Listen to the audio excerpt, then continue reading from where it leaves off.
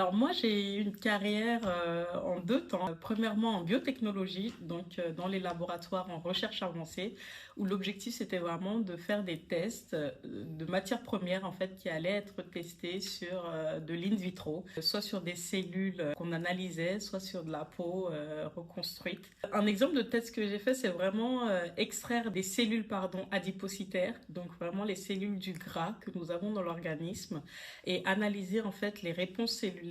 On appelle ça des synapses cellulaires pour voir un peu comment ça répond. Sinon, un autre test, c'est de vérifier en fait les matières premières, exemple de l'antitranspirant, d'analyser sur des peaux reconstruites et de voir en fait les réponses et voir si la peau retient ou pas la transpiration. Ah, ce que j'ai aimé et adoré dans ce métier, c'était vraiment ce côté scientifique, la blouse, les fioles, le laboratoire, quoi. Faire des analyses et valider ou non en fait tel ou tel type de matière première qui allait être mise après sur le marché.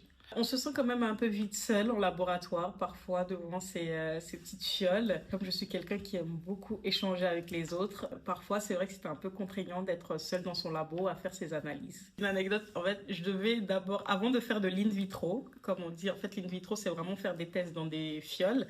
Je devais d'abord passer en in vivo, c'est-à-dire sur des souris. J'ai une sacrée et sainte horreur des souris. Alors un jour, je me suis retrouvée toute seule dans le labo avec les souris. Je vous promets que c'était comique.